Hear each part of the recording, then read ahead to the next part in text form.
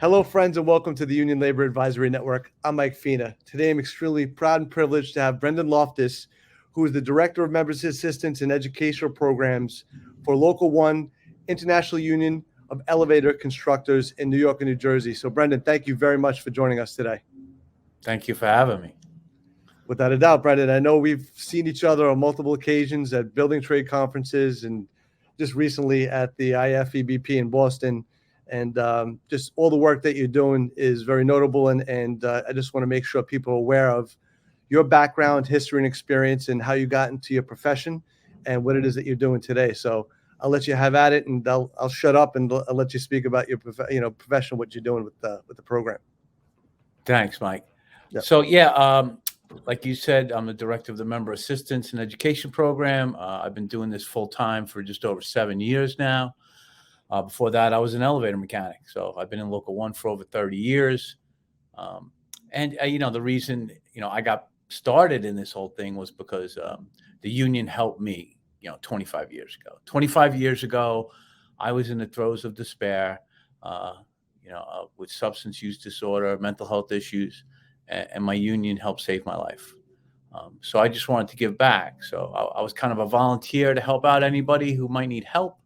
And through that volunteering, I found out about an organization called LAP, which was Labor Assistance Professionals, which started about 30 years ago. And I found out they had a school that you could go to learn how to assess and refer members, to vet out treatment facilities, and to really be a resource to the union. So the union sent me to the school, and I did 40 hours of continuing education. And I do continuing education every year, over 30 hours of continuing ed to keep my certification. We have a convention every year out in Vegas, and a lot of great workshops. And we meet once a month, and we talk about the good, the bad, and the ugly of treatment and resources for each other to help each other out. Great organization, taught me a whole lot about it. But the real thing was, 8 years ago, when I was still a volunteer, we lost 5 apprentices. Now, so for a member of 3,000 members in my union, to lose 5 apprentices in an 11-month span to overdose, right? They were all under the age of 30. They were all working. They were going to school. And to have those kind of numbers was just startling. And when I was at the 5th wake, I was there with my president and business manager, Lenny Legati. And at the time, he told me, call me. I have an hour and a half ride home. And I had about an hour ride home. And we spent the next 2.5 hours on the phone talking about how we have to do something different, right? That just having me as a volunteer and having a help number wasn't enough. So we came up with the idea to start a member assistance program, right? And an education program where we're going to go into the apprenticeship. We're going to go on the job sites, and we're going to educate our members about the importance of substance use disorder, of injuries, of figuring out what kind of prescriptions they should be asking for and watching out for, because we know the construction industry leads us to injury, and injury leads us to painkillers, which can lead to addiction. So since then, I've been doing it, and the program has grown and developed. Like I said earlier, the help of the labor assistance professionals has been astronomical, and mental health issues have risen in this country and in the construction industry. I mean, we have 4 times higher suicide rates, than the national average. And when we talk about suicide, it's near and dear to my heart, because not only am I in recovery, right? I'm 25 years clean and sober. I'm also a survivor of a suicide attempt, right? So, I attempted suicide twice in my life. And, I was in a really, really deep, dark place. And, I was so filled with pain that I didn't know how to get out. And when I tell this story, it took me 20 years to ever even talk about this, right? Like I felt so much shame and guilt, as most people do, that I was afraid to ever mention those words. And that kept me in a bad place for a long time. So I needed to learn how to talk about it, because I needed to share with other people that there is a way out and there is help, and it starts with the conversations we have on the jobs. Right now, we're in the process of doing some more training in my union. I got certified as a mental health first aid trainer. So now I can give 8 hours of training where people can be considered mental health first aiders. They will get a certificate from a nationally recognized organization where there's 3 million trainers across the country. And they'll learn the steps on how to be able to talk to somebody and kind of evaluate, where they are, whether it's just somebody who needs someone to talk to for a little bit, to where we deal with trauma, we deal with suicide. But until we start asking those questions on the jobs and asking our members, are you thinking about suicide? That was taboo for a long time. And the culture in our industry and the stigma that goes along with the tough guy, suck it up, buttercup kind of attitude, is old and stale, right? We need to help our members. And when it comes to substance use disorder, mental health, and suicide, we need to start having these conversations on a daily basis. I've seen a huge change in this industry. 30 years ago, there was barely any safety. Like I tell the story all the time. My first day on the job, they gave me a yellow belt. And I walked on, I put the belt on. We didn't even have harnesses. We had a belt. And I didn't even know what it was for, but it looked cool. And I walked in the job and I introduced myself to the foreman. I said, "Hey, I'm the new helper." And he said, "Great. What are you wearing that for? What are you, a wuss?" And I took that thing off and I threw it in the garbage. Never wore it again, right? Because it wasn't cool. Nowadays, safety has changed tremendously. Right now, everybody's got a harness on. Everybody's got a hard hat. Where's your safety glasses? There's site safety supervisors. There's people walking around the job checking. There's toolbox talks, right? All these things have changed. And that's for the betterment of our industry and the betterment of our members. And it's great. And that's a tremendous change because now it's second nature. But when we talk about mental health, has that changed nearly as much? And the answer is no. And my feeling is that we need to put the same exact resources that we did into changing that safety culture to changing the culture and stigma when it comes to mental health. Because, we have 3 times as many people dying from suicide in the construction industry than we do on the job fatalities right now. 3 times as many members are dying from suicide as they are from on the job fatalities. So it's a bigger issue than safety, but it's not getting nearly as much attention. So there's a lot of people on the ground doing this work, right? All, member assistance programs, certain unions have, some unions don't have it. We need to all have it, right? Every single member, every single worker should be trained and educated on mental health, substance use disorder, and suicide prevention and awareness. It'll make for a better industry. It'll make for a better product. We know what it does for people. Like, I'm the poster child. I was the last guy hired and first guy fired on every job, right? I mean, because I just couldn't make a full week of work, or, I was always screwing up. I was late. I had all the signs, right? A guy who was in the throes of addiction. And I was the bottom 1% of my local at one point. Today, I'm the top 1%.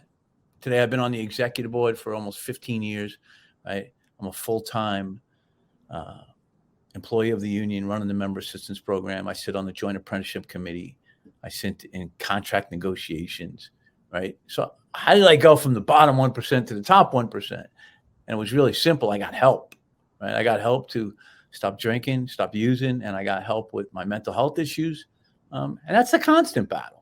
I still need help. Today, 25 years later, I still need to go to therapy. I still need to go to my meetings. I still need to talk to people. I still need to give it away so I can keep it.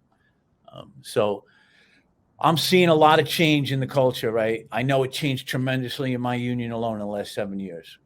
And I'll put it in perspective for you. When I first started doing this and I helped create this program, I was trying to find numbers, which was really hard to find, but I found some that showed what was our success rate of the people who went away and got help, right? Who went away for 28, 30 days, whatever it may be. And I figured a good measurement would be 1 year. Who stayed clean and sober for 1 year after going to treatment? And the numbers that I came back with was less than 10%. Less than 10% came back and stayed clean and sober for a year. So with that, we started an aftercare program. So now we weren't just sending members away for 28 days, because really that's the easy part, Mike, right? there's no drugs, there's no alcohol. You're just going to therapy every day, right? You're getting help. It's when you come home and you go back to the job and you go back to the family and you go back to the friends, right? And life gets hard and stress, right? That's where it's hard. So we introduced aftercare, where it was mandatory for them to go to aftercare, and I could monitor that, and they would have toxicology screenings, and they would go to group and therapy. And now our rates of success are almost 80%. Wow. So from less than 10% to almost 80%, it's a huge jump. And that's really in part by where it starts, and that's with leadership, right? From the top down. Like, to really have a successful program, you need support from leadership, right? You need your managers and your agents and all those people at the union to back the program, right? And to really give you the freedom to be able to help people, right? And we protect our workers, right? That's what we do best, right? And it's, when a guy's going to go get help, he's going to have his job when he comes back. To give them that assurance, hey, you're going to go back to work. You just got to get right. So we want to get them well, keep them well, and get them back to work so they can provide for their families. And that's all anybody wants, right? To be able to provide for their families, come home safe every day.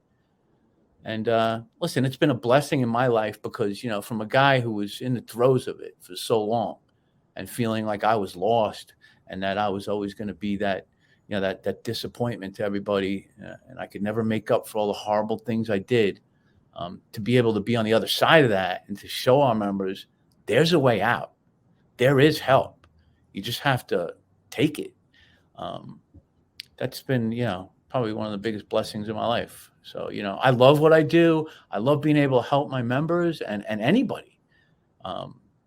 Through resources like this and getting the word out there, that's really the most important part, right? Changing that culture, having the support of your union, having the support of leadership, and really putting your best foot forward. I go out on the jobs. I do safety talks about suicide awareness and prevention. We talk about mental health. We talk about substance use disorder in the shanties, on the jobs, in the classrooms, at union meetings, wherever I can get in front of people.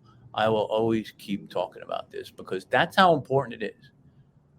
No, I agree, Brennan, and I want to thank you for all that information that you shared, and the change from 10% to 80%, just with that aftercare, and I guess that that coaching, once you're back into the trenches, like I said, or back to the regular day-to-day life, and having that, I guess, mentor or somebody can kind of look after you, make sure that you're staying on track. I think that's probably one of the more important things as well. And what you're doing is, we know what those statistics are. How much more the suicide rate is in the construction industry, like you've been mentioned of, and the direction and the support that you're providing is instrumental, and it needs to be promoted, and people need to know about it. And the more education we could drive towards that, the better. And social media platforms and just those open conversations, I think, just can help. And again, I can't thank you enough for what it is that you're doing and sharing your story as well, because that message needs to be shared with the masses so that people know Brendan was in that position once before and can talk about that. And you're an inspiration to many. And again, I appreciate everything that you've provided to us on the network today. Thank you. Yeah, and listen, I'm living the dream, right? I have 3 children who've never seen me drink. They don't know that guy. They were never exposed to that, and that's a miracle. And another thing we've done is, just recently, I just finished training on a program called Mental Health First Aid, and that's huge because we're going to be able to train members with 8 hours of training so they can recognize problems on the jobs, and we're going to give them hard hat stickers so they can be recognized as someone they can go talk to. They're going to take 8 hours of training, and they're going to be able to at least be there and talk somebody through, a problem, and they'll be able to recognize, hey, I need to get help with this, or I need to send this person a member assistance, or I may need to call 911 if it's that bad, right? But they'll be able to be on the jobs, be recognized with a hard hat sticker or a patch on their sleeve saying, hey, I took this class. I'm a mental health first aider. I'm peer support personnel. Right. That's what we're calling it at Local 1, is a peer support personnel. And, when I asked for people who may be interested in taking this class, I had, 30 guys raise their hand. Hey, I want to do that. Right. So it's peer based. And that's really what works. What we've seen it work, right, is A union member helping another union member, right? Someone who has some lived experience who could say, yeah, I've been down that road, you know, and here's some really good advice and here's some good education for you. I mean, the brotherhood and sisterhood, and you look at what these union job careers are providing, not just from great salaries and wages and all the other supplemental benefits that you get, but the resources that are available to you, like the MAP programs that you're providing, is, you know, just added value and something that's needed. And again, thanks, Brendan, for all that you do. Is there anything that, you know, we could share or support, any resources, information that you have that we can put onto our site, or just information that you want us to share as well, to make sure that we get the word out, programs, or anything that we could be, we're here to help. Yeah, listen, I always would promote the labor assistance professionals, right? So if any union doesn't have a member assistance, because it can start out for a lot of guys, like it did with me, as a volunteer. So there's plenty of people in our unions who are sober guys who have been through a program, who are living that sober life. And how it works is, you know, we give it away, and that's how we keep it, right? There's a saying in 12-step programs, you know, you can't keep it unless you give it away, right? So I'm always there for the new guy to put my hand out. And if any union just puts out a word of, hey, anybody want to help with this, you know, you'll get people volunteer and get them to labor assistance professionals. You'll have so many resources and learn so much about how you can help your members. Mental health first aid, I'm willing to do training classes anywhere. You know, it's an 8-hour class. You know, I've already put word out. I was up at the New York State Building Trades, talking about doing it there for people. Yeah, I've already had people clamoring to get that 8 hours worth of training. So, you know, and I know the building trades is supporting this, and they want to do this on a whole building trades level where everybody's doing it. And we're in the middle of that right now. And that's a great thing, because that's how the culture will change, right? The resources that need to go behind it to make a cultural change. So, Brendan, you know, as those programs grow, and you start to organize, your contacts as well, we're here to have those conversations, share that message, future webinars that you'd like to have accessible to you. And for me, I just can't thank you enough for all that you're doing to help support others. Again, I'm just proud and privileged to have the ULA Network as a site to support, educate, promote union labor and our communities, and all the great work that union career opportunities lead to, and can provide, and some of these benefits that you're providing. Just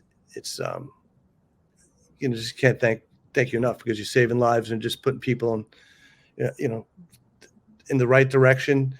They just need somebody to talk to, and you're that person. So thank you. Well, thanks for having me, Mike. So You got it, Brendan. And again, like I said, we're here for you. Proud to have you on, and look forward to future occurrences, conversations with you. And we'll be back in the future. So thanks again, Brendan. Thank you. Take care. Bye. Bye.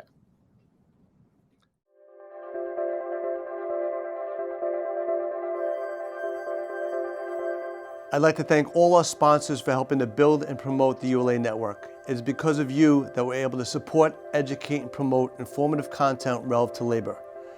Please subscribe, like, and share our channel and media. I'd like to thank you all for your support.